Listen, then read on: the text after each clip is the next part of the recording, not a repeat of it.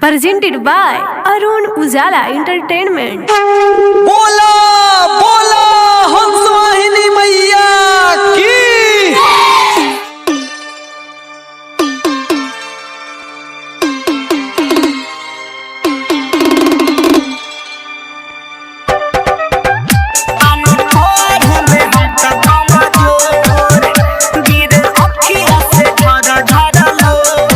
Khushboo recording studio mix by इमाम बाबू।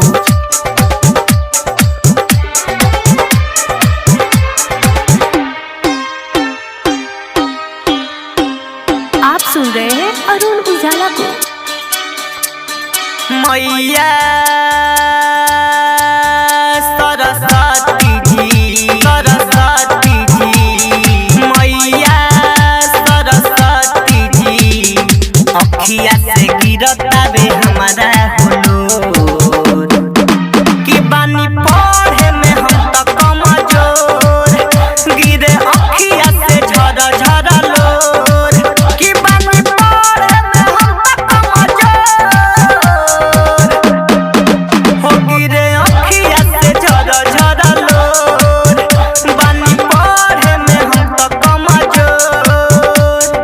मैया सरस्वती जी, मैया सरस्वती जी, अखिया से गिरता बे हमारा हुलूर कि बानी पढ़े में हम तो कमजोर, गिरे अखिया से झर झर लोर कि बानी पढ़े में हम तो कमजोर,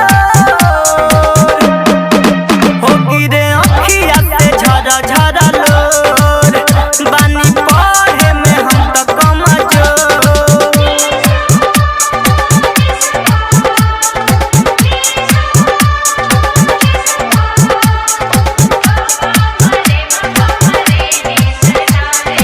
खुशबू रिकॉर्डिंग स्टूडियो कहला बिशनपुरा बाजार। मिक्स बाय इमाम बाबू। दया के हऊ भंडारी, तुहू तए महातारी, तोहरा शरण में हमनी दोना जिंदगिया सवारी, शोभेला हाथवा में कमल के फूलावा, कलना माई हमर अर्जी कबूलावा, गिरता अखिया से लोरा हो, कतही ना लहू के अजोरा हो, तोहरे बानिया से हम जाई कवनाओ,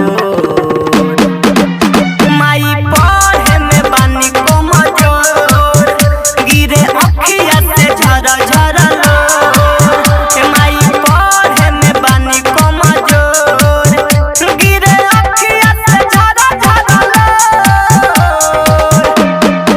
कि बानी पढ़े में हम तो कमजोर, गिरे अखिया से झर झर लोर।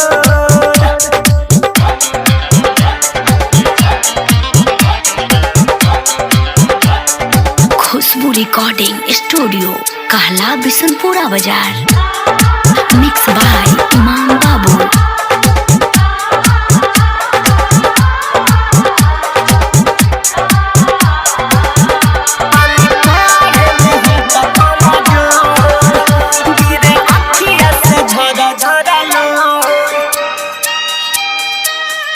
आप सुन रहे हैं अरुण उजाला को।